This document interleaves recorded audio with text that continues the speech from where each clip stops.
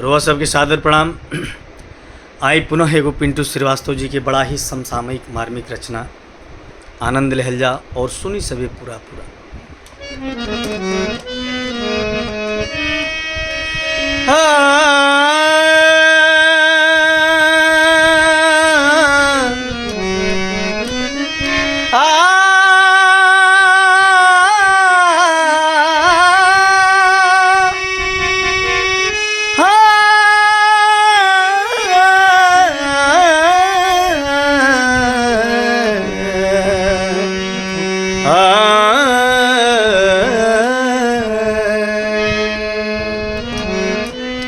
भैया देखी के जुगावा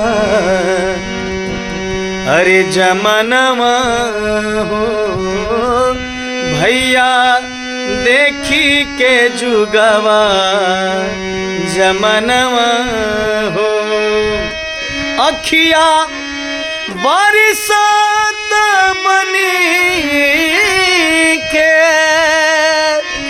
अखिया बरसात बनी के सवनवा हो, भैया देखी के जुगवा जमनवा हो।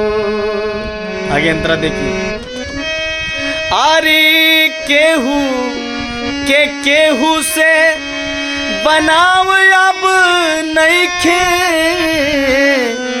बनाव अब नइखे, आ मनई के मनई से लगाव अब नइखे, ओ मनई के मनई से लगाव अब नइखे। अब बोलत बात के हुए, अब बोलत बात कटुए बचनमा हो, भैया देखी के जुगवा जमनमा हो। और अंतरा के सुनी। ऐसन केहू धरती पर व्यक्ति नहीं खे जेकरा रिश्ता में माई बहन बेटी और तमाम रिश्ता न होके बावजूद एकरा पता नहीं कौन दरिंदगी सहाता कि आज दुनिया में आज पृथ्वी पर ऐसा अत्याचार हो जाता है जोना से सब शर्मसार हो जाता है। भाव हुए बा पिंटू जी के। अरे यही जे नारी के पूजन कैल जाता, पूजन कैल जाता, आ कहीं वही नारी के इज्जतों लुटाता।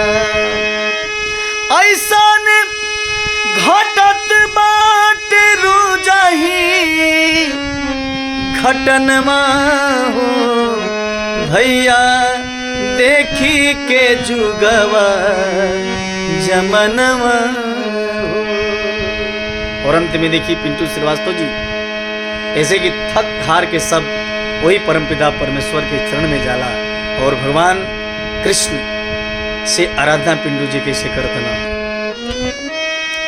अरे चक्र सुदर्शन लेके मुरारी हो आवा, मुरारी हो आवा, पपियन से आपन